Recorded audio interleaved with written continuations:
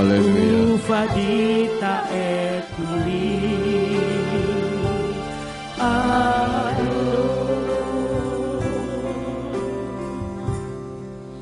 Dengan penuh ucapan syukur kami menghampiri tahta-Mu yang kudus. Terima kasih untuk kesempatan indah yang Tuhan berikan kepada kami dari hari lepas hari, sehingga pada saat ini kami dapat berkumpul untuk memuji-muji dan meninggikan nama-Mu. Sekarang ya Tuhan, waktunya untuk kami mendengar isi hati-Mu. Mari Roh Kudus urapi hamba-Mu dan urapi setiap kami yang mendengar firman-Mu dengan urapan yang sama, agar firman yang ditaburkan dapat kami pahami dan kami mengerti, sebagaimana Engkau memberikan pemahaman dan pengertian kepada hamba-Mu. Dan jika ada kuasa penguasa roh jahat di udara yang berusaha untuk merebut kebenaran firman, kami tolak, kami patahkan di dalam nama Yeshua HaMashiach. Pergi kau keluar, tinggalkan tempat ini dan tinggalkan setiap hati dan pikiran kami, karena hati dan pikiran kami hanya kami tujukan bagi kebenaran firman saja. Berikan kemampuan kepada kami bukan hanya untuk mendengar firman-Mu saja, melainkan juga melakukannya di dalam kehidupan kami. Terima kasih Bapa, tegur kami dan ajar kami. Kami siap untuk menerima firman-Mu demi nama Adonai Yeshua HaMashiach, Tuhan dan Juru Selamat kami. Haleluya, semua yang percaya katakan amin. Shalom Aleichem. Puji Bapak Yahweh, Bapak Ibu Saudara sekalian, pada saat ini sesuai dengan flyer yang sudah saudara terima, maka saya akan membawakan firman yang saya beri judul Domba di Tengah Serigala.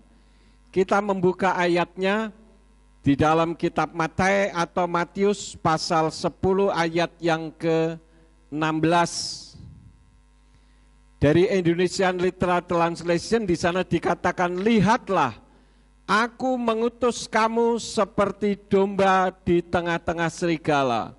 Oleh karena itu jadilah cerdik seperti ular dan tulus seperti merpati. Jadi Tuhan mengumpamakan saudara dan saya sebagai murid-muridnya seperti apa saudara-saudara? Seperti domba. Ketika kita hidup di atas muka bumi ini, seperti domba di tengah-tengah serigala, ini di antara umat manusia yang lain. Tetapi di dalam dunia supranatural, kita membuka di dalam 1 Kepa atau 1 Petrus 5 ayat yang ke-8, dari Indonesian Literal Translation di sana dikatakan, sadarlah, berjaga-jagalah, karena musuhmu si Satan berjalan sambil mengaum seperti singa untuk mencari seseorang yang dapat ia telan. Jadi seperti yang seringkali saya sampaikan bahwa manusia itu hidup dalam dua alam, yaitu alam jasmani dan alam rohani, alam roh. Di dalam alam jasmani, saudara dan saya di tengah-tengah umat yang lain yang tidak beriman kepada Yeshua HaMashiach seperti domba di tengah serigala.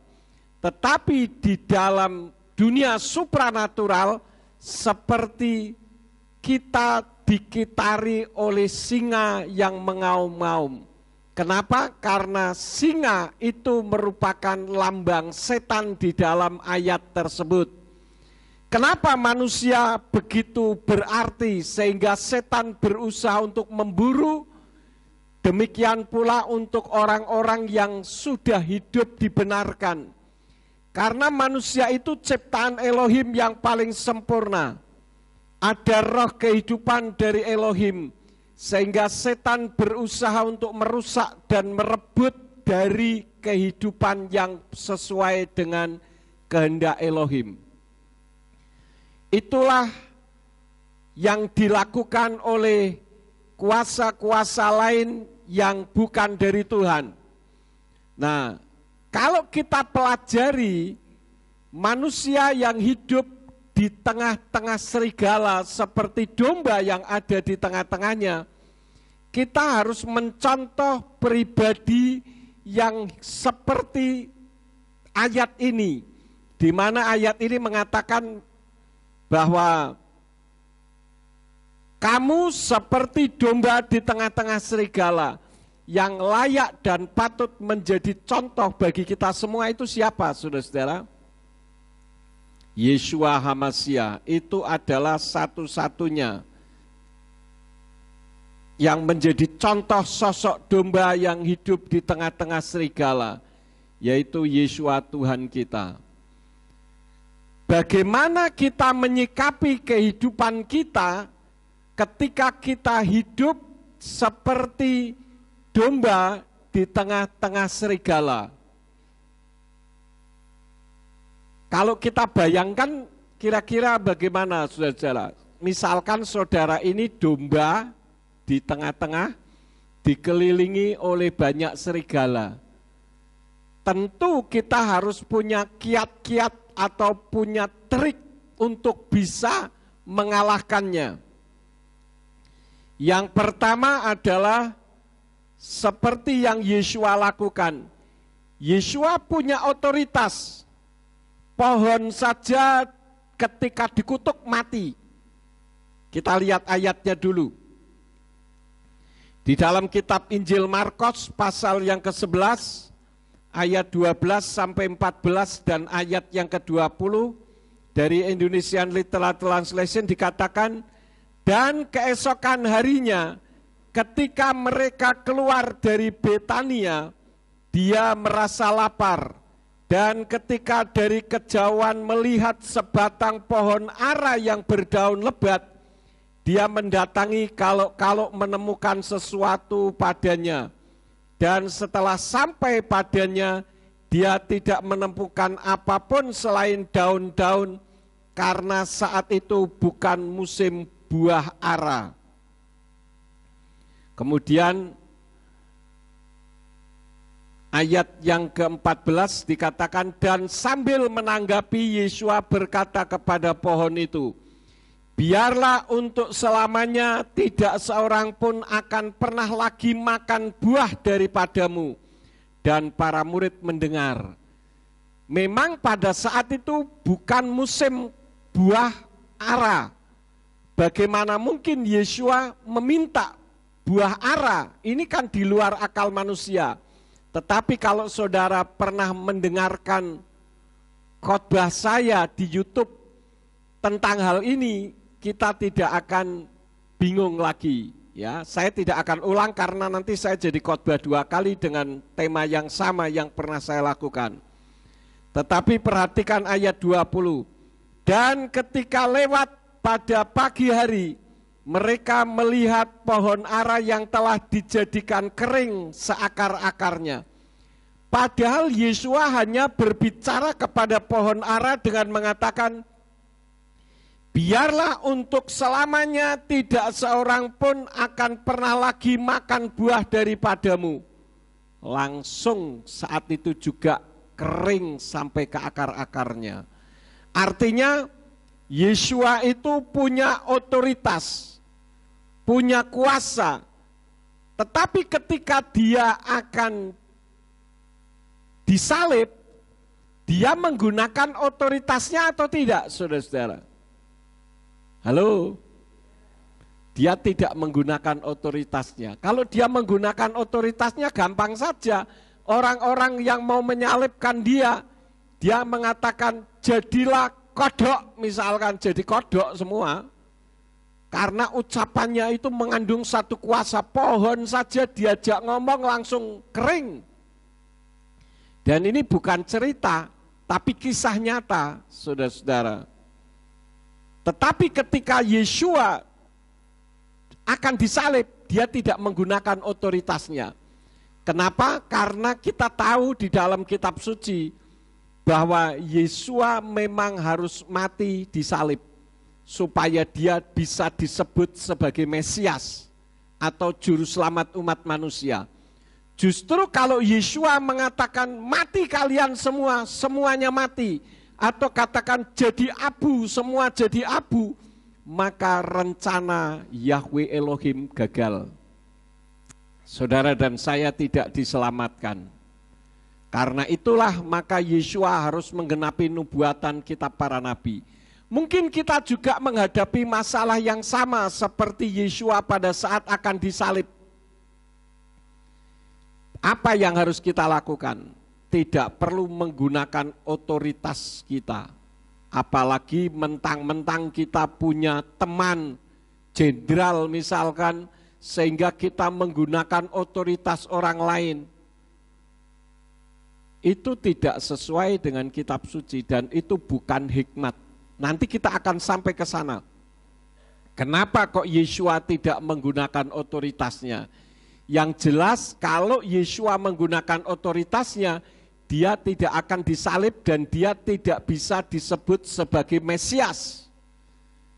Karena dia baru bisa disebut Mesias kalau dia mati dan pada hari yang ketiga dia bangkit, baru dia disebut Mesias. Kemudian hal yang kedua, bagaimana Yeshua memenangkan pertarungan melawan setan. Yeshua ini kan sebagai, kalau berperan dalam peran tiga berganda, Yeshua itu menjadi contoh saudara dan saya di dalam menyikapi kehidupan di atas muka bumi ini. Kalau kita mencontoh kehidupannya, aman. Seperti domba di tengah-tengah serigala, tetapi tidak mati dan tidak mengalami ketakutan. Kenapa? Karena kita tinggal mencontoh pengalaman kehidupan Yeshua HaMashiach. Kalau mencontoh pengalaman itu yang paling gampang, saudara-saudara. Saya punya pengalaman seperti ini, seperti ini. Saudara tinggal mengikuti contoh saya. Saudara tidak perlu mengalami sehingga punya pengalaman yang buruk, kan begitu. Nah, bagaimana Yeshua memenangkan pertarungan melawan setan? Saat Yeshua dicobai setan, Yeshua memenangkan dengan firman. Tidak ada manusia di atas muka bumi ini yang tidak punya masalah. Karena itu jangan saudara berdoa minta supaya tidak punya masalah. Tuhan, lepaskan saya dari masalah dan jangan sampai saya punya masalah. Itu sama saja dengan berdoa minta mati. Karena hanya orang mati yang tidak punya masalah. Jadi ketika saudara punya masalah, ambil sudut positifnya. Berarti saya masih hidup. Paham saudara-saudara? Nah, bagaimana menyikapi ketika kita dalam masalah? Matius pasal 4, ayat 4, ayat 7, dan ayat 10. 3 ayat ini karena Yeshua dicobai 3 kali. Yang pertama Matius 4 ayat 4 dikatakan dari Indonesian Literal Translation, namun seraya menanggapi, dia berkata, telah tertulis, bukan oleh roti saja manusia akan hidup, melainkan oleh setiap firman yang keluar melalui mulut Yahweh. Pencobaan pertama dapat dikalahkan karena Yeshua menggunakan firman. Ayat 7, Yeshua berkata kepadanya, lagi telah tertulis, janganlah kamu mencobai Yahweh Elohimu. Ini sekaligus membuktikan bahwa Yeshua itu adalah Yahweh. Karena yang dicobai Yeshua, dan dia katakan jangan engkau mencobai Yahweh Elohimu. Dia mengutip ayat di dalam kitab Tenak. Itu pencobaan yang kedua. Pencobaan yang ketiga, kemudian Yeshua berkata, ayat yang ke-10. Kemudian Yeshua berkata kepadanya, enyalah hai Satan, sebab telah tertulis, engkau harus menyembah Yahweh Elohimu dan kepadanya sajalah engkau harus beribadah. Jadi 3 ayat ini, satu hal yang harus saya tekankan, dikatakan telah tertulis, itu Yeshua ambil ayat. Ayat yang ke-4. Ayat yang ke-7 dikatakan lagi telah tertulis. Ini juga mengambil ayat di dalam kitab Tenak atau kitab Torah, Nevi'im, Ketuvim. Kemudian ayat yang ke-10 Kemudian Yesua berkata, nyala hai Satan sebab telah tertulis. Jadi semua mengacu kepada kitab suci. Jadi kalau hidup kita selalu mengarah kepada firman Tuhan, maka pertolongan Tuhan akan nyata di dalam kehidupan saudara. Pencobaan boleh datang, pencobaan boleh terjadi dengan begitu besar, no problem. Jangan takut menghadapi pencobaan. Walaupun saya melihat memang tiap orang nyalinya beda-beda. Tetapi kalau saudara dekat dengan Tuhan, saudara tidak perlu takut. Betul, saudara-saudara? Saya pernah di Jakarta berjalan dengan seorang jenderal. 10 meter di depan, prajurit-prajurit sudah berdiri tegap dan hormat. Saya dengan Pak Jenderal jalan santai saja, saudara-saudara. Seperti tidak ada orang. Dan ketika saya masuk di ruangannya, disuruh masuk ke ruangan tempat di mana dia kerja, di depan pintu itu, pintunya ditutup, di depan itu ada 2 orang yang menjaga dengan senjata lengkap. Enak. Dan ketika seperti itu, ya secara manusia berkata, wah enak juga jadi jenderal ya. Selalu ada yang menjaga. Nah saudara ingat, saudara adalah miliknya Bapa Yahweh Besem Yeshua Hamasya Waruah Kodes. Bahkan di dalam kitab suci katakan, saudara adalah biji matanya Elohim, biji mata Tuhan. Biji mata adalah satu-satunya organ tubuh manusia yang sangat sensitif, yang tidak boleh dijamah. Walaupun yang menjamah adalah orang yang paling saudara sayangi sekalipun. Coba saudara punya istri atau punya suami yang sangat saudara sayangi, kemudian istri atau suami saudara katakan, sayang, bolehkah saya menjamah biji matamu? Oh iya silakan nih. Begitukah saudara-saudara? Tidak, bisa rusak semuanya. Kenapa? Karena itu adalah satu-satunya organ yang sangat sensitif yang harus dilindungi. Itulah saudara dan saya di hadapan Tuhan. Bagaimana supaya perlindungan Tuhan itu nyata di dalam kehidupan kita? Kembali kepada firman Tuhan. Aman hidup kita. Walaupun kita ada di tengah-tengah serigala, serigala tidak akan mampu menerkam kita karena kita dekat dengan Tuhan. Saya sudah seringkali katakan, orang yang dekat Tuhan itu seperti stop kontak yang ada alirannya listrik. Kalau saudara melihat ada stop kontak, ada alirannya listrik dengan tidak ada alirannya listrik, kalau dilihat dengan mata telanjang biasa, ada perbedaan atau tidak? Tidak ada perbedaan. Bagaimana kita bisa mengetahui kalau stop kontak itu ada aliran listriknya? Kalau kita pegang, begitu kita pegang enggak apa-apa, berarti tidak ada alirannya. Tapi karena ada alirannya, begitu kita pegang, mungkin kalau tegangannya tinggi kita akan tersedot ke dalamnya. Kalau tegangannya biasa 220 volt kita akan mental atau akan gemeter, ya. Itu artinya ada alirannya. Demikian pula kalau kehidupan saudara dekat dengan Tuhan, ada aliran kuasa Ruach HaKodes, ada kuasa dari Bapa Yahweh di dalam kehidupan kita. Setan tidak berani dekat-dekat dengan saudara. Setan boleh mencobai, saudara pasti akan menang menghadapi pencobaan. Kalau tidak, kita akan mengatakan apa? Katanya ikut Tuhan enak, buktinya seperti ini, karena orientasinya ke masalah materi.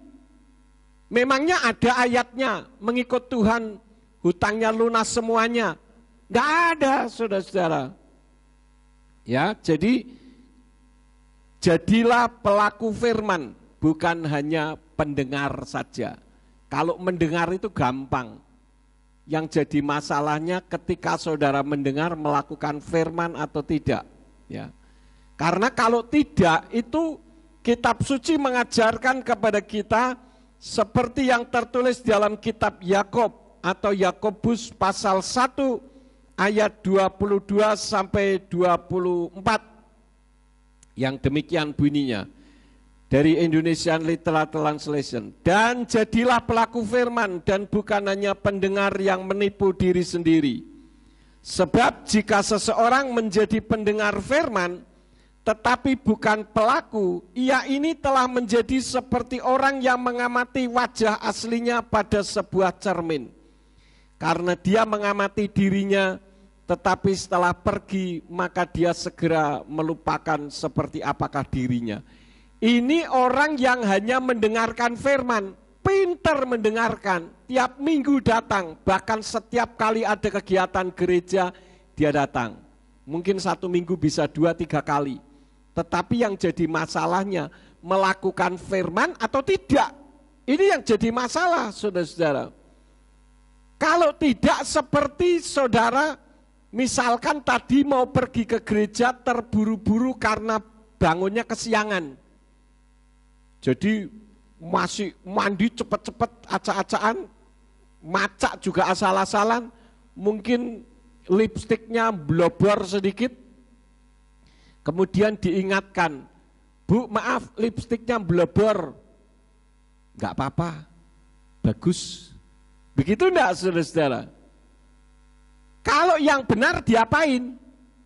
Ya diperbaiki, entah bagaimana, apa mau begitu lagi atau bagaimana kita enggak ngerti lah. Ya. Tetapi yang jelas diperbaiki. Demikian pula firman. Ketika firman Tuhan disampaikan, dan saudara menerima teguran firman, perbaiki kehidupan saudara. Jangan hanya mendengarkan saja. Kalau kita hidupnya selalu benar, karena kita menjadi pelaku firman, aman kita di tengah-tengah serigala.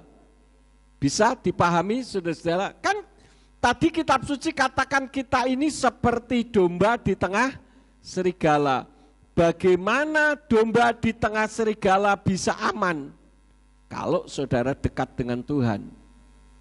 Kalau saudara melakukan firman Tuhan. Jadi jangan bisanya ngomong tetapi tidak melakukan. Ya. Terkadang ketika ditegur kita bisa katakan, iya sih Pak, memang benar. Ya kalau cuman iya sih Pak, memang benar, ya semua orang juga bisa mengatakan hal yang sama. Yang jadi masalahnya melakukan tidak. Atau sebaliknya, sudah lama saya tidak pergi ke gereja. Giliran pergi ke gereja sekali, Pak Yakub nyindir-nyindir dari mimbar. Memangnya ada orang yang memberitahu saya? Tidak ada, saudara-saudara. Saya sudah sering kali katakan, saya kalau menyampaikan firman, saya tidak peduli di depan saya siapa. Kalau saudara kena, ya puji Tuhan, saya tidak menyinggung, nabrak langsung. Supaya terjadi perubahan di dalam kehidupan saudara. Tujuannya apa? Kalau saudara hidup melakukan firman, bukan hanya menjadi pendengar saja, aman hidup di atas muka bumi ini, saudara-saudara. Kita kan jadi domba, bukan kambing, saudara-saudara. Kambing dengan domba itu hampir sama. Ya, saya berikan sedikit perbedaan. Kalau domba itu tidak liar seperti kambing. Kalau kambing ditarik maju, dia ngapain? Ngerem. Makanya saya pernah tanya sama tukang kambing. Pernah saya tanya, Pak, itu bagaimana caranya kalau kambing itu ditarik ngerem? Ya jawabannya tarik saja terus, enggak apa-apa. Saya berpikir kenapa enggak ditarik buntutnya? Kalau ditarik buntutnya mungkin dia bisa maju ke depan. Saya enggak tahu karena yang punya kambing waktu itu saya tanya, dia jawabnya tidak seperti itu. Pokoknya tarik saja, mungkin karena lehernya kuat kali. Jadi ditarik maju justru ngerem atau berhenti.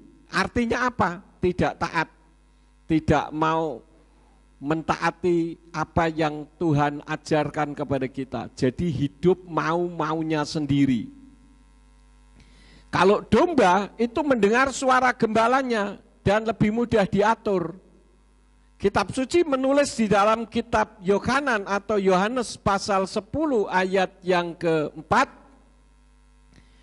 Di sana dikatakan, dan ketika dia mengeluarkan domba-domba miliknya, dia berjalan di depan mereka dan domba-domba itu mengikuti dia karena mereka mengenal suaranya.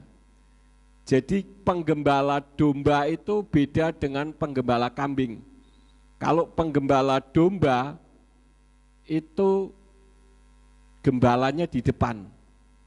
Saya pernah nonton video di YouTube, ada seorang gembala yang memanggil domba-dombanya. Pernah ya di setel di sini ya.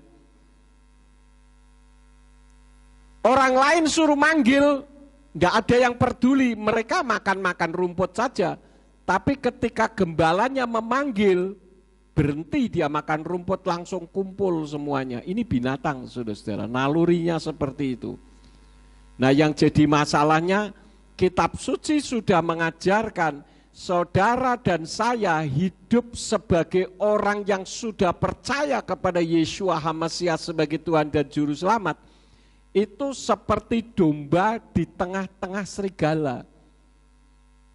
Domba itu bukan seperti kambing yang suka memberontak. Artinya kalau kita itu hidup melakukan firman, tidak memberontak terhadap firman, maka hidup kita aman, saudara-saudara. Dan Yeshua itu sebagai contoh domba Elohim yang hidup, yang luar biasa. Di dalam 1 Yohanan 1 ayat 29 dan 36 dikatakan, pada keesokan harinya Yohanan melihat Yeshua yang datang kepadanya dan dia berkata, lihatlah anak domba Elohim yang menghapus dosa dunia. Ayat 36, dan sambil memandang kepada Yeshua yang sedang berjalan, dia berkata, lihatlah anak domba Elohim. Jadi Yeshua ini berperan sebagai manusia dalam tanda petik yang taat kepada Bapaknya. Yohanan 1 ayat 29 dan 36. Jadi kalau saudara menyadari bahwa saudara dan saya adalah domba-domba Elohim, lakukan seperti yang Yeshua lakukan terhadap Bapa Yahweh, yaitu taat. Bahkan kitab suci katakan di dalam Filipi pasal yang kedua ayat yang ke-8 dari Indonesian Literal Translation katakan, dan supaya didapati dalam pola seperti manusia. Pola seperti manusia. Artinya apa? Yeshua bukan manusia, hanya wujudnya saja manusia, tetapi dia adalah Elohim. Karena itu dia mampu menguasai alam. Ketika dia bersama dengan murid-muridnya di tengah danau, ketika mereka ditempa angin sakal, Yeshua hanya berkata, diam, tenanglah, maka angin pun bisa reda saat itu. Karena dia Tuhan, bukan manusia biasa. Dia sudah merendahkan dirinya sendiri dengan menjadi taat sampai pada kematian, bahkan kematian di kayu salib. Jadi Bapak Ibu Saudara sekalian, di dalam kehidupan kita seperti domba di tengah-tengah serigala, kita akan hidup aman kalau kita menjadi pelaku firman. Kita taat kepada firman. Simpel saja. Apalagi saudara ingat tahun-tahun awal kita mengenal Bapa Yahweh, bagaimana saya harus berhadapan dengan institusi kepolisian, dengan institusi saudara sepupu kita, yang secara akal manusia tidak mungkin bisa lolos, tetapi saya bisa melewati itu. Karena apa? Karena taat terhadap firman. Karena itu kalau saudara mau aman, taatlah kepada firman Tuhan. Itu ciri yang pertama. Jadi tidak liar seperti kambing, ya, itu domba. Ciri yang kedua, kambing itu bulunya lurus dan tidak dicukur karena tumbuh bulunya lama. Kalau domba bulunya keriting dan dicukur bisa menghasilkan wool. Artinya apa? Kehidupan kita harus bisa menjadi berkat bagi gembalanya, bagi pemiliknya, bagi Elohim tentu saja, dan bagi sesamanya. Ini yang Tuhan kehendaki di dalam kehidupan kita. 1 Samuel pasal yang ke-25 ayat yang kedua mengajarkan bahwa domba itu menghasilkan wool karena ada pengguntingan bulu domba.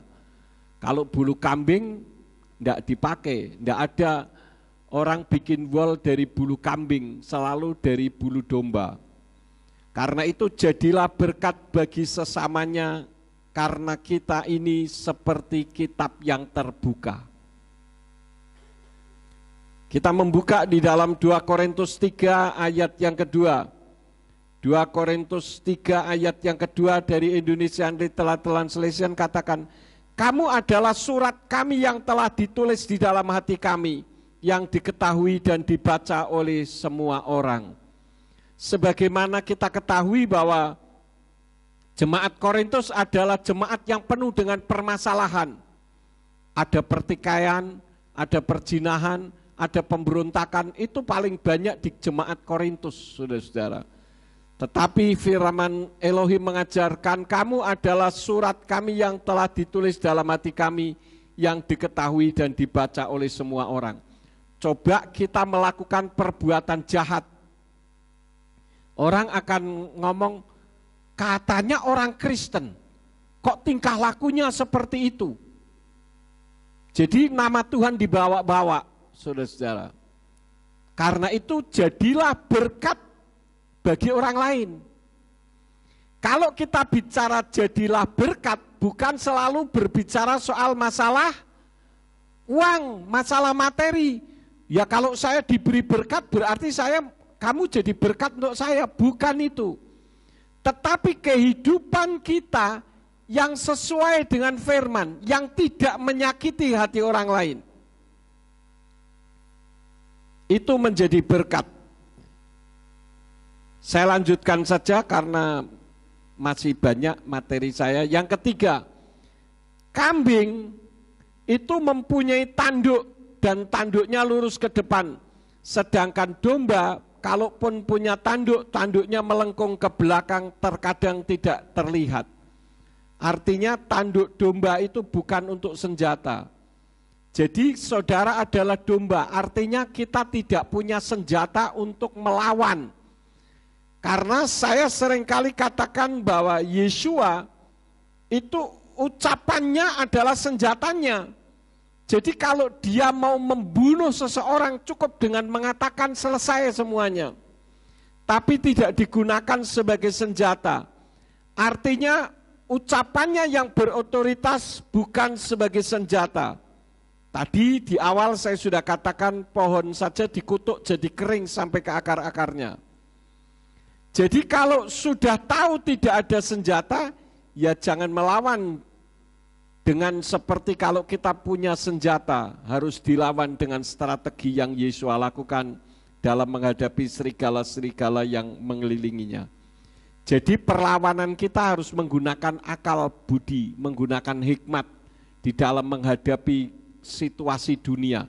Kitab suci sudah mengatakan, menjelang kedatangan Yeshua HaMasyiah yang kedua kali untuk menjemput umat-umatnya, ditandai dengan kasih semakin luntur.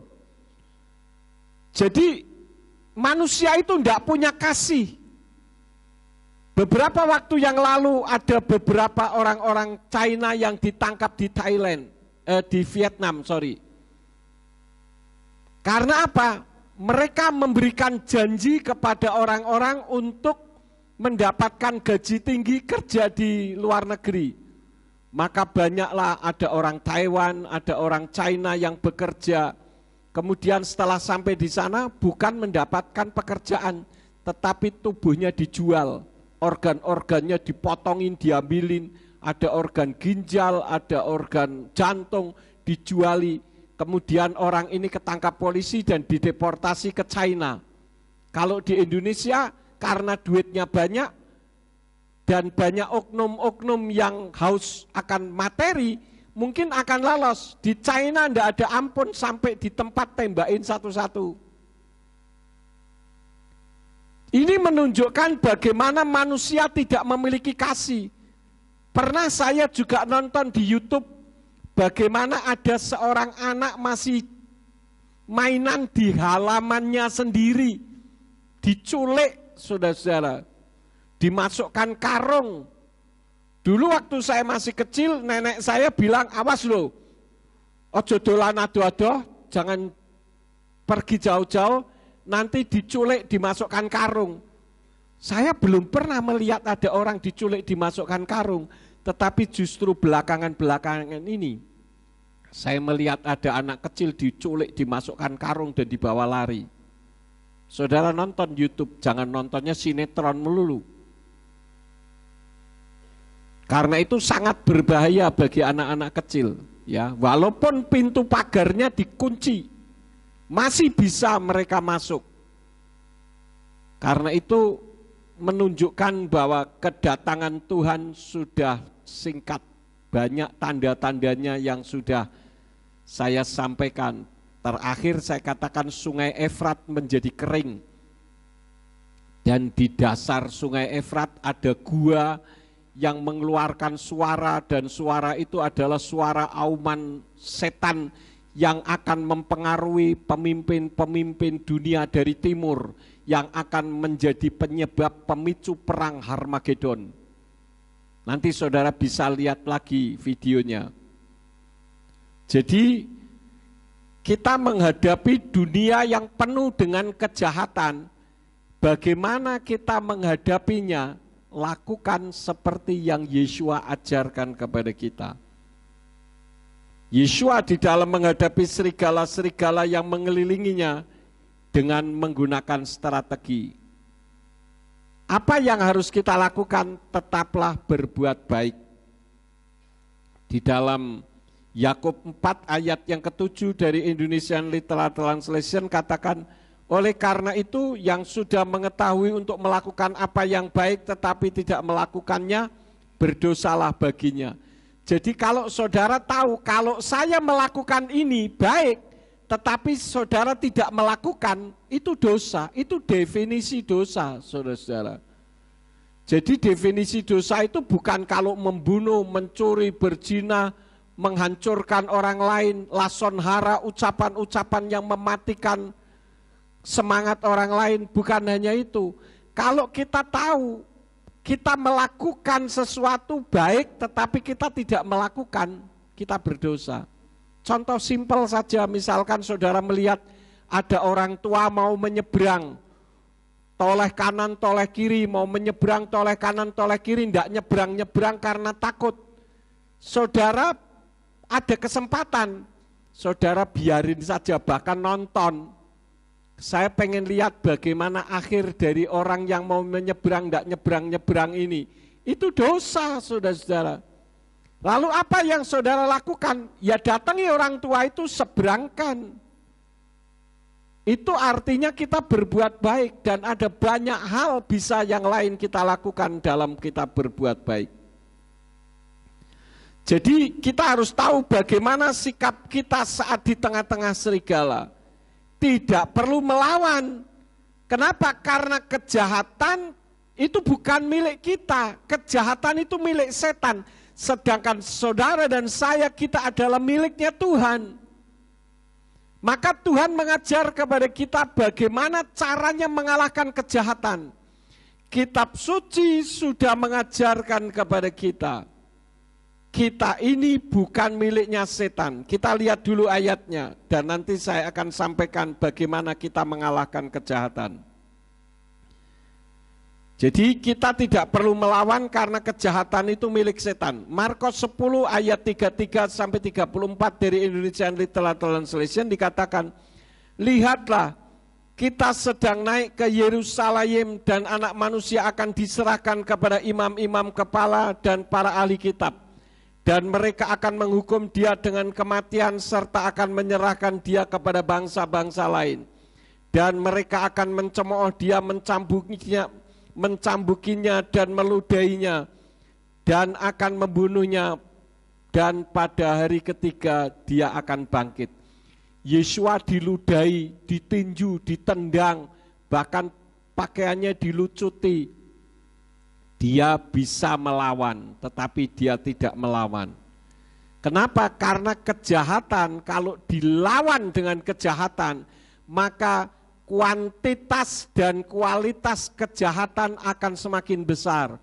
Tetapi kitab suci sudah mengajarkan, kejahatan itu dikalahkan dengan kebaikan, saudara-saudara. Kita lihat contoh ayatnya, ini cukup menarik. Di dalam kitab 2 Raja-Raja 6, ayat 15-23, cukup panjang ayatnya, saya akan baca karena ini sebuah kisah yang cukup menarik. 2 Raja-Raja 6, ayat 15-23 dari Indonesian Literal Translation berbunyi demikian. Pelayan abdi Elohim bangun pagi-pagi benar dan keluar. Dan tampaklah suatu pasukan dengan kuda dan kereta perang sudah mengepung kota itu. Lalu pelayan itu berkata kepadanya, "Aduh tuanku, kita akan berbuat apa?" Dan Elisa menjawab, "Jangan takut, karena yang menyertai kita lebih banyak daripada yang menyertai mereka." Lalu Elisa berdoa serta berkata, "Ya Yahweh, aku memohon kepadamu, bukalah matanya supaya dia dapat melihat."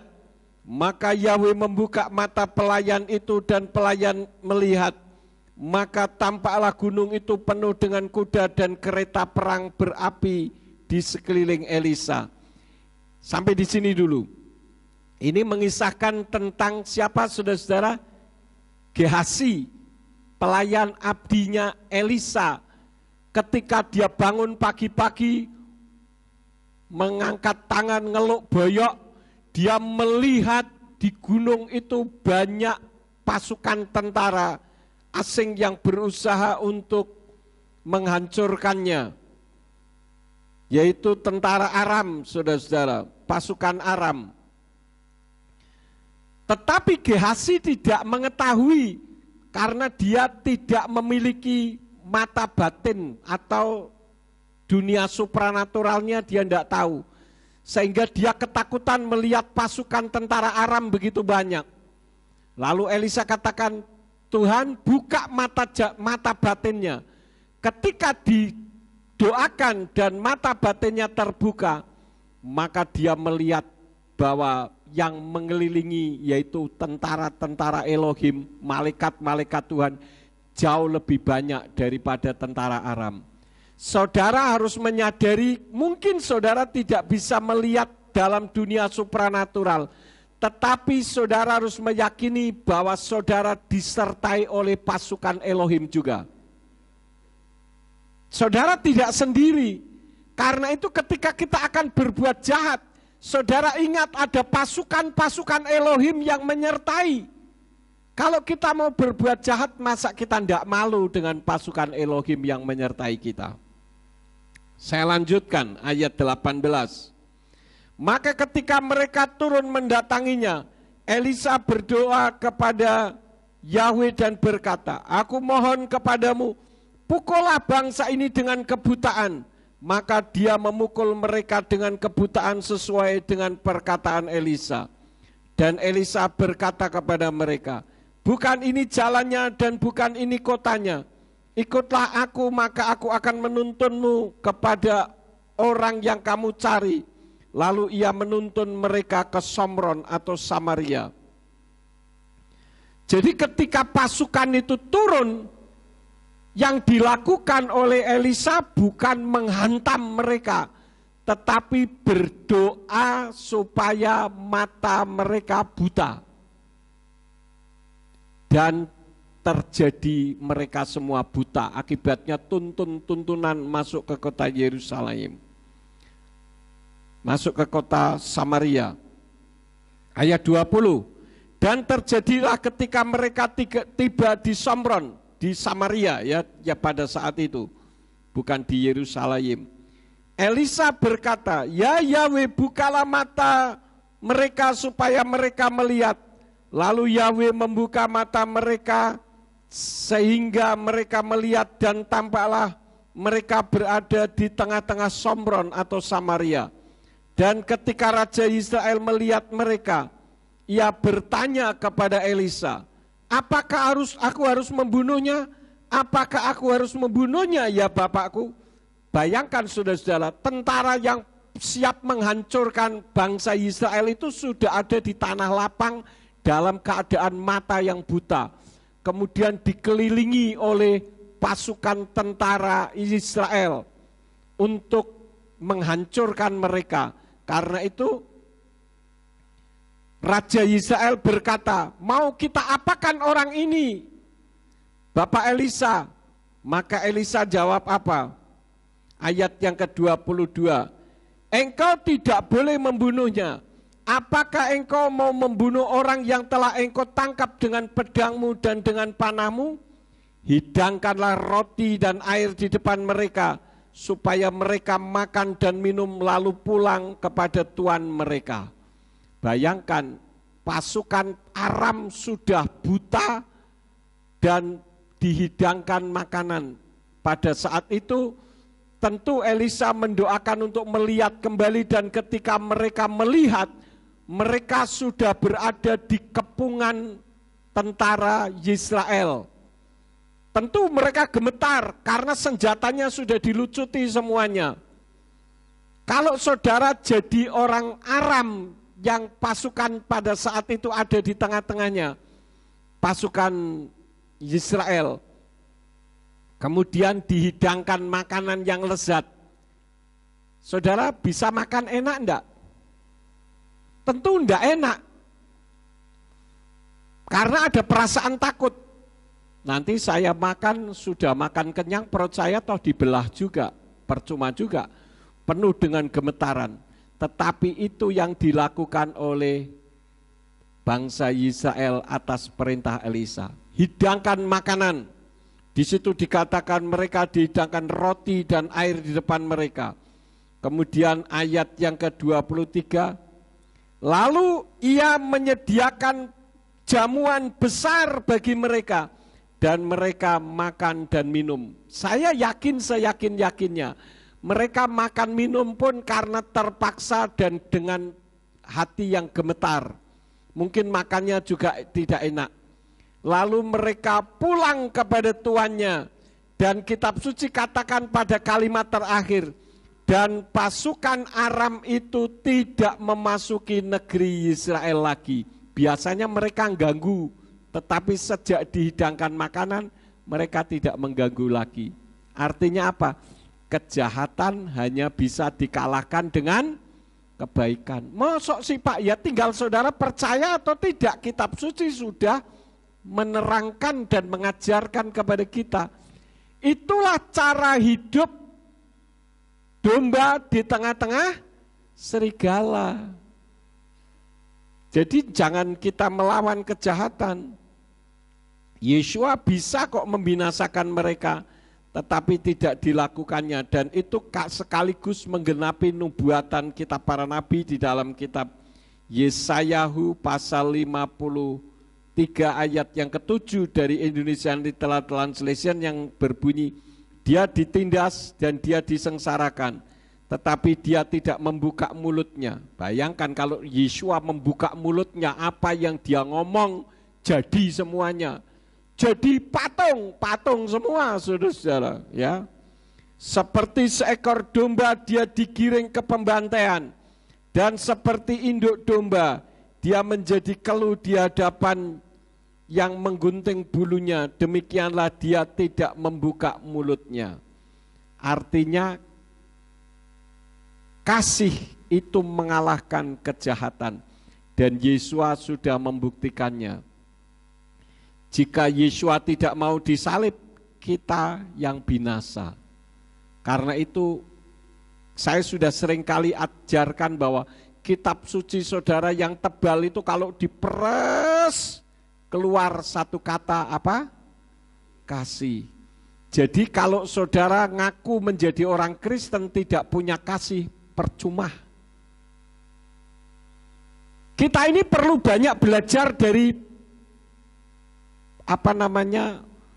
iman orang lain loh saudara-saudara.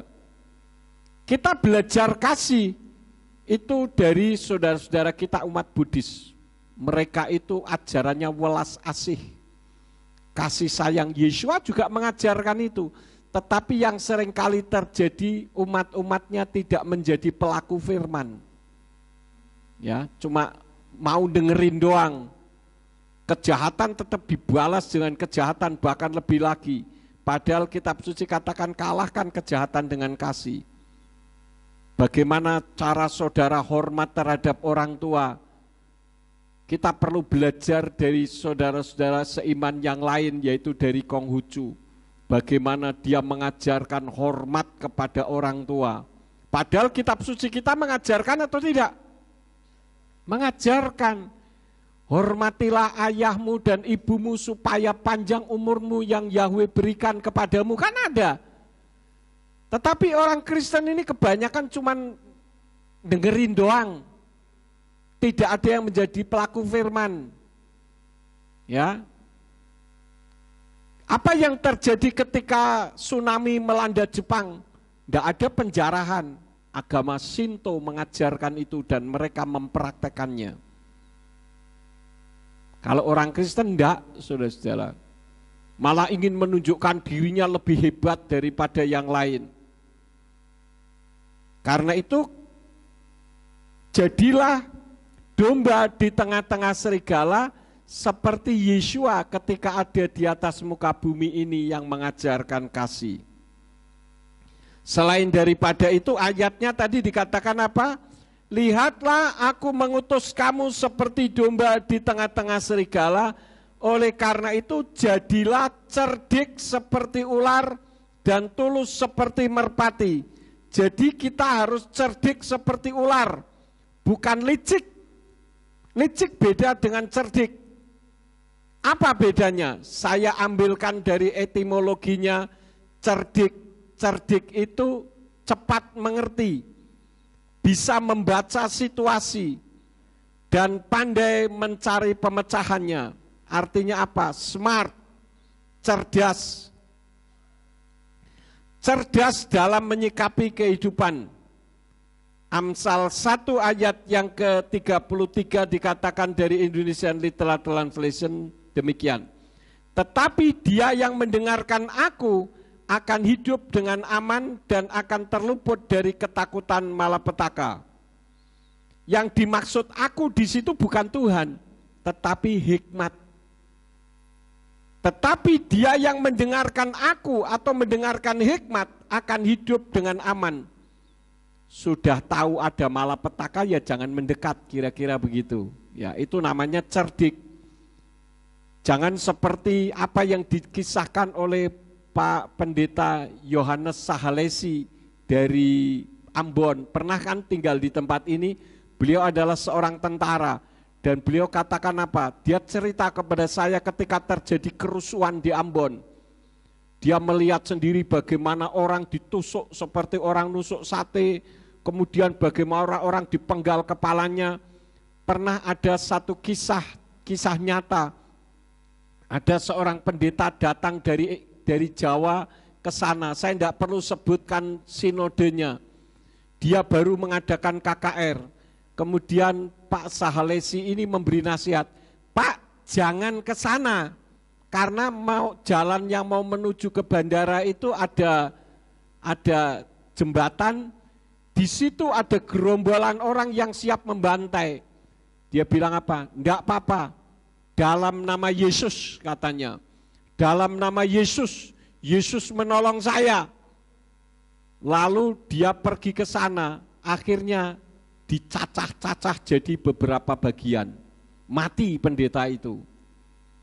Ini namanya bukan menggunakan otoritas, tapi tidak pakai hikmat. Paham saudara-saudara? Jadi sombong rohani, merasa bahwa Tuhan menyertai saya, mungkin saya akan lewat di situ, saya tidak dilihat oleh mereka. Itu kan imannya, boleh-boleh saja, tapi ternyata imannya tidak sampai. Akhirnya mati dicaca-caca orang, dibantai di tengah perjalanan menuju ke bandara. Pak Yohanes Salesi itu cerita bagaimana ada orang satu perahu ketika akan turun, belum sampai turun mereka sudah dibantai habis di dalam perahunya. Menggunakan seragam putih semuanya. Ini dalam keadaan perang. Jadi apa yang harus kita lakukan? Seperti domba di tengah-tengah serigala, suka belajar, setidak-tidaknya mau belajar dari pengalaman orang. Kalau sudah tahu pengalaman orang seperti itu dan kita sudah mendapatkan kisahnya, belajar dari pengalaman, jangan mengulang kembali. Kemudian hal yang kedua, tidak mudah putus asa. Ini arti dari cerdik, ya, tidak mudah putus asa atau tawar hati. Ibrani 12 ayat 3 katakan, karena itu pertimbangkanlah, dia yang tabah menanggung bantahan seperti itu terhadap dirinya oleh para pendosa adalah supaya kamu tidak menjadi letih karena tawar hati dalam jiwamu. Kitab suci lebih lanjut katakan apa? Kalau kita lemah, tawar hati pada masa kesesakan, kecillah kekuatan kita.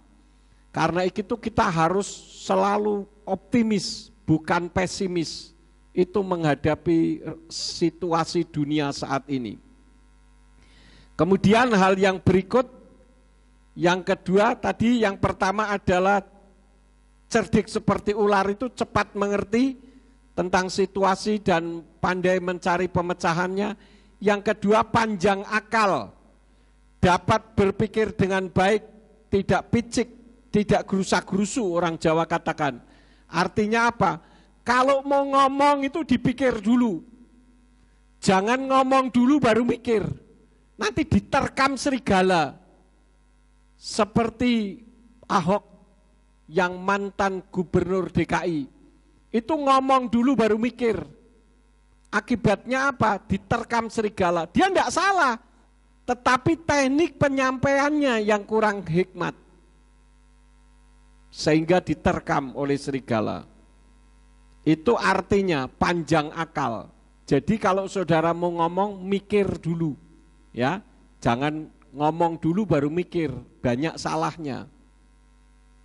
Yang berikut, secara etimologi kata licik, licik itu banyak akal, tapi banyak akal yang buruk.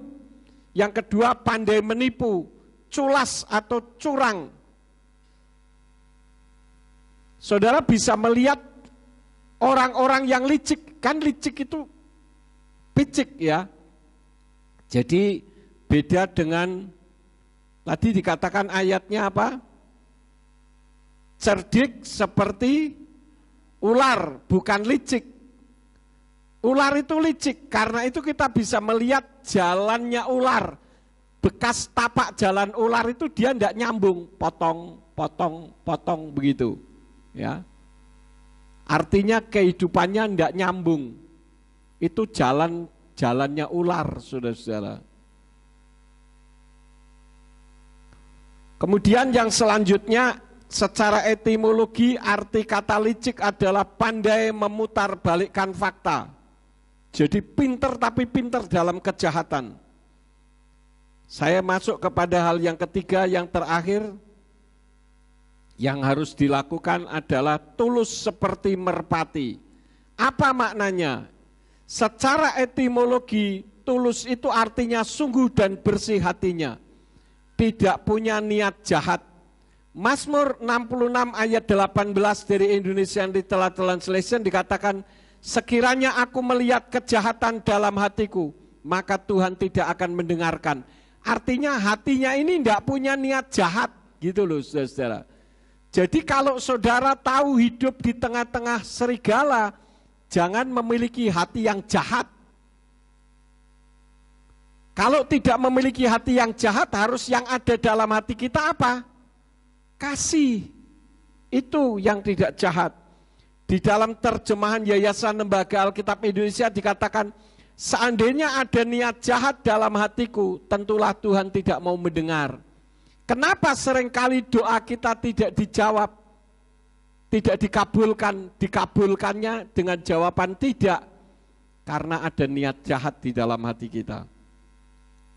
Yang selanjutnya, arti tulus seperti merpati itu jujur, tidak pura-pura. Orang bilang zaman sekarang kok hidup jujur, orang hidup jujur itu kojur. Tapi firman Tuhan mengajarkan kepada kita, kalau kita hidup jujur, kita akan mujur. Ya. Mazmur 37 ayat yang ke-37 dari Indonesian Literal Translation katakan apa? Perhatikanlah orang yang tulus dan lihatlah orang yang jujur, karena akhirnya pada orang itu akan ada damai sejahtera. Jadi ada KPK pun tidak takut, ada audit keuangan juga tidak takut. Kenapa? Karena jujur, saudara-saudara. Banyak orang yang ketika menjabat umpak-umpaan, giliran sudah tidak menjabat dikira sudah tidak ada masalah. Banyak pada akhirnya dicidui KPK karena ternyata ketika menjabat melakukan ketidakjujuran. Yang terakhir, tidak serong. Ini juga berbicara serong mulut. Mazmur 112 ayat yang keempat. Dalam kegelapan terbitlah terang bagi orang yang jujur, yang penuh rahmat dan kasih sayang dan kebenaran. Jadi dunia mengatakan kita jujur akan kojur, tetapi kitab suci mengatakan orang jujur akan mujur karena Tuhan yang akan menyertai hidup mereka. Saya tidak akan memperpanjang firman, biarlah firman ini akan memberkati di dalam kehidupan kita. Amin buat firman Tuhan. Mari kita bangkit berdiri bersama-sama, kita menaikkan satu pujian Beruah Elohim.